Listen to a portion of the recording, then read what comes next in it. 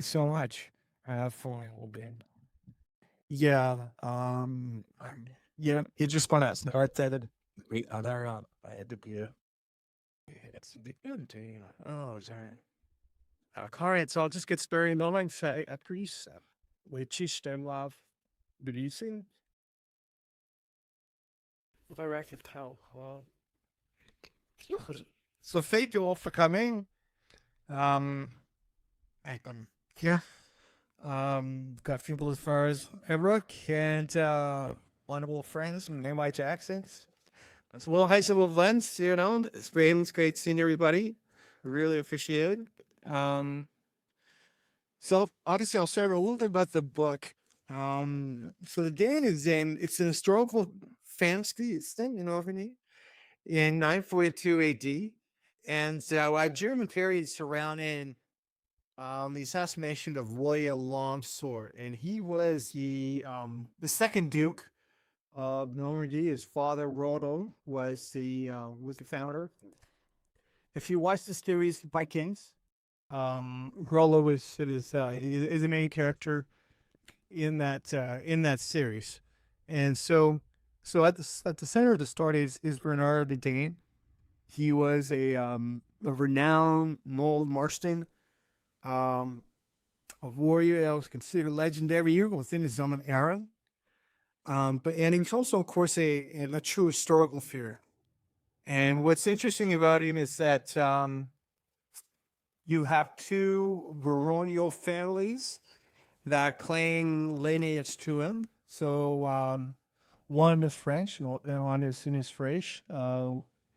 The the British line is the de Beaumont, which one of his descendants actually was a first lieutenant at the Battle of Hastings, on top advisors for William the Conqueror. And eventually, his son would become an Earl of Warwick, which is a very prestigious noble title in British nobility.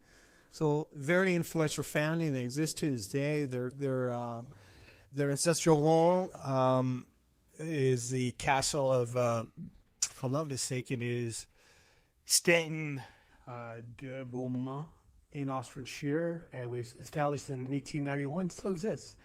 And so family is still very present, still very active in British high society. On the French side, you have the House of Harcourt, a prominent family through the Middle Ages and through the Renaissance, and they're really involved in French Revolution as well.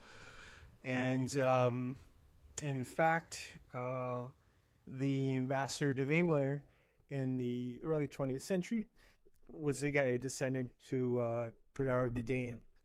Um, and again, their artist for long is in Normandy, is established in year 1000, and still a very active family in French high society. So while the novel was grounded in historical events and people, there's a spiritual mystery beneath the political turmoil of the era. Um, and at the heart of this mystery is the sword of spirit. Um, it's a relic, a legendary relic, believed to be the sword of Saint Viking. It was wielded in the defeat of Satan, and as the relic resurfaces, you have celestial forces that begin to move in secret, and they become intertwined within the warring parties, the Norse, the Normans, and the French. There's basically two main historical sources that I referred to. The first one was written by I or Cyril. I did read in voice with me if in the Guardian staff to browse through them. So as I was doing my research, I was reading various books on Normandy of that era, 9th and 10th century. And every book I was reading kept referring to this one author as the main source. Heligan was Cyril. And so I decided, safest source of fuel, and took them a while to find a book. It was out of rental, and it's out having the word from the UK that paid way too much money for. But it's it's brilliantly written. She's a great writer, great exploring, and she did a great job in she really summarizes my second source very well, which is it was a biography written about Richard Fearless and his William's son. So what actually happens after, just for some historical context, with the assassination of William Longsword, his son was roughly 10 years of age at the time, and Bernard then Bernard the Dane becomes the regent of Normandy, and so he oversees the duchy during this time of warring, and you have various deities that try to take over the fight family.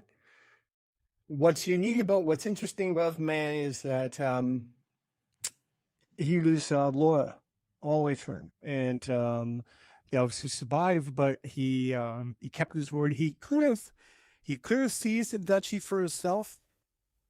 Yet he didn't, and he also would become a right mentor to Richard, and so the transition of power was rather seamless. So admirable a person in that case, for that, of course, and then makes you wonder a little bit. I mean, his lineage was so successful, maybe they carried on his character. And so the biography of Richard Fearless, biography of Richard Fearless, written by Duclos Saint Quentin. This was written in 996 AD.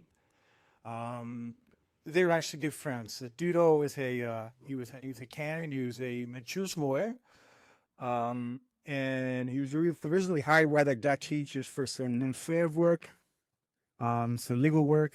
But he became very good friend to Richard the Fearless, and he describes Richard as a gregarious man, great sense of humor. Obviously, he was great warrior himself. They didn't call him the straightest from religion. Well, they became very good friends, and so what ended up happening was he essentially stayed on. Initially, he was hired on a short-term basis, but he stayed in the duchy. And when Richard passed away, his family asked Judo to see, if he would write his biography, which he did. And so, what's interesting about the book written by Dudo is he was occupied of that era. There aren't that many books around, and greatly influenced by the classics, primarily Venian by Virgil and the Odyssey by Homer, and so in both those stories, the hero ends up is essentially reborn. Osta comes back, and so I that inspired me a little bit, and I used that within part of the fantasy, part of the fantasy element within the story where Bernard is actually been killed, goes to hell, and what's interesting, back then they used to call it hell. They didn't call it hell. Not the laying hundreds. They called it Porcus. So, and named after a Roman devoted by the Viano. And what's interesting, Porcus, distance where the word orca comes from, they actually just means human, ogre, confuel, all come from Porcus. And so I took that element into the look, and that's going to be first read. Slowly see.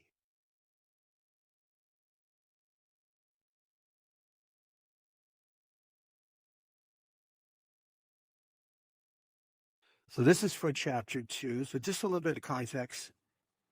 Bernard is killed. He wakes up, I'm not sure where he is, and being chased around by demons. But then he comes across a scared guardsman, and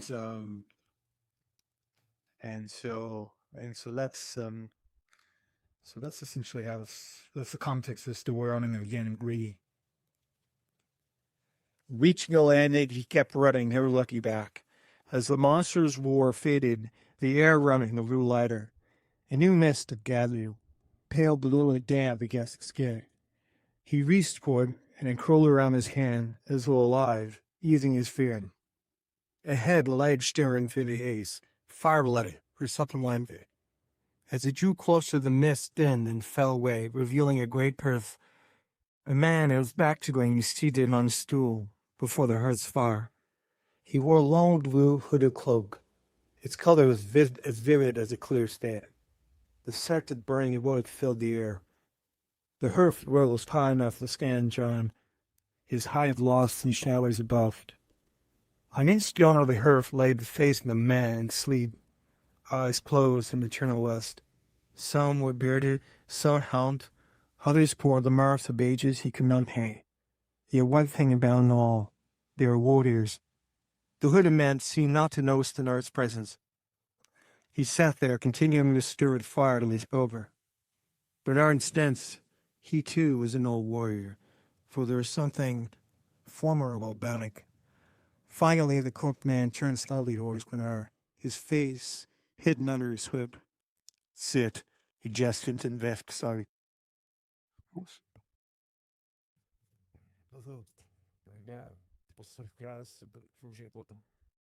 Reella syntax. Kärnlöst. Yeah, so that's the user touring through line. That's playing all the story. Sit, he gestured and benched beside him. Bernard sat next to him, holding his hands before the warmth of the flames. The old warrior spoke in his whistle voice. Fire is a gift from the gods, he said from under his hood. Then Bernard saw his face. Are you him? His fear had returned, and it had changed. It was no longer the terror of the beast, but something deeper. The sword, it is lost. The sword spirit. The roads are sieging, and that's not final. You must return, but remain in France here. There I can show you as best as I can able. You will find the boy. You must be his protector. Questions crowded his brain. What boy? And what sword do you speak of? And he followed the Saxon blade, the etching and carved into its steel, the sword between the sword. The hearth's flames suddenly rose high. Their light was flaring across the room, and Bernard turned back and hello. Follow a wolf. Water cleanses, continued the old warrior. Still toiling the embers, but fire, it purifies. Why must I go to France yet? Where am I? Does the old warrior give noise? He only stared into the flames. Then a small sphere of fire leapt from the hearth, no larger than a grain. It landed in Bernard's lap. He studied it entranced. Though a bird bright, it gave off no heat. A moment later, his tunic caught fire. In an instant, the flame spread to his legs, then climbed humbly on his torso. What the bloody workies? The flames were now in his eyes, in his head, a white purifying light.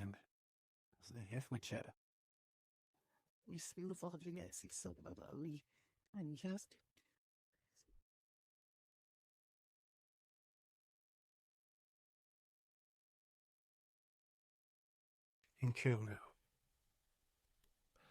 So the second reading of shift from chapter 4. So what happens is, just for context, Geo, or excuse me, not Geo, our news, Bernard awakens in England, and then we're staying off to Fraser. So we're actually putting a trailer together, and we're creating these images, which will be used in the short video that we're going to use a lot of. So here we have Harold at the rudder. So the work does. With Bernard to recuperate. He's here, buried up. The jacket for him. Once beyond the half bay, the winds caught their sails and spucked them out swiftly into the open waters. Sailing where they watched the East English coast fade from sight, just as the horizon altered to a fiery red. A fair warning to all mariners. What do you make of that? Asked Rode. Manning the rudder, the Harold looked back. The sky was not as red as this crimson to hair. Storm collapsed. By mid-gale they heard thunder again. Harold looked off from the west when the rumble was in salad. Western storms were always in deadliness, this he knew. During the Yule wound, gales were to be expected, but never were they accompanied by thunder. Never. Yet there was something on the western horizon. Yet there was nothing on the western horizon that gave him the alarm. Looked out in the severe clouds morning, the sky aspired as to way to impossible gray. The seas were fair and nothing warranting concern except for the thunder. Was Odinson playing tricks on you? Loki is the thanks for enough, Thor. It's like fair weather now, and Trolley said you didn't seem just as puzzled. Seems that way, I agree. But just as they settled back to their stations on the bow, fierce wind washed over the deck, surprising the crew and nearly bursting their snares. Keep it down, Harold ordered from the rudder. Then the swells came like blobs rolling downhill, great tries of them coming from the west, and then out of the clear blue the clouds appeared, manifesting over the speed. Sprites of the witch's culver, tall, dark, and ominous, marching like warring cloud giants. He thought of the Christ squad walking on water as the Christians playing. For a man thought to be fearless, he felt a pang of fright resonating through him. Strap your big down! He yelled over the wind. The rain began to swirl, falling in sheets. The men scurried around the ship, tying down their supplies, arms, and even themselves, and Pooty Bear remained unmoved, and never sleeping in his shawl. Harold spotted in the vacuum shed nearest to them. It was surfing the crest of a huge wave. He estimated it to be at least 30 feet tall. Olaf had wrapped himself around the mast, like the Ithacan king were from the stars. The Swede's head is bare, its helm love, his forked beard blowing hair and twirling and twisting the gales. Even from a distance, Harold could see the fear in Eachkin's eyes, like that of a helpless child. Her eyes locked with her lone waters. The Swede seemed pleading for mercy that Harold could give none.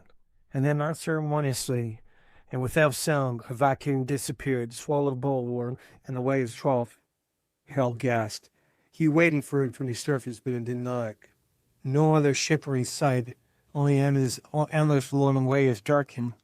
About an hour arrived. Harold. Bernard stood up, still awake now, with his shawl at his feet. He bent down and untied his ankle from the oar locked to. I told you this would happen. I told you the gale would come for us. He spoke and moved as though oblivious to the chaos all around. The men were yelling at, but their words were lost in the wind. Cold, yelled Harold. A huge wave like the one that tripped up a vacuum poured down on the starboard side. Harold tried to turn the ship to face it. His efforts were futile. Hold, and then repeated. Hold, Harold echoed. Here she comes, said Bernard playfully. The huge wave washed over them. Then out of the men held on, but followed their leather tracks, preventing them from following the swells overboard. The sky and sea were now one, both mercilessly around us and counting. The thunder roared as though shouted in Malian tongue. I told you, said Bernard, standing in the center of the deck. Harold prayed. Oh, would it send you not, punish if so? Until your fog favors us. The Vigi ship fought on, surfing and plunging the rolling waves. With each descent, the vigil of pulse, childlike glare flacked back the herald of rain. The chieftain wrapped around the mast, like a child hung on her parent's leg. Within the range of chaos, Harold asked himself, why am I so fearful?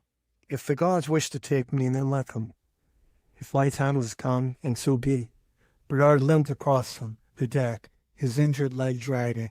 The boat continued to climb before plummeting again. Thick sheets of salt water washed over the Dane. Bernard's skidders went on, broaching through supplies that were tied down, going from one puddle to another. The men laughed him in sheer despair. You're a man, it screamed his jaw, tied to him to kill him. No, it's just hungry, Dane yelled back. Sit down, man, Porty. Harold only watched with acute acceptance. He'll be all right. He's fucking unkillable that long. Yeah. So it's just a short reading. James.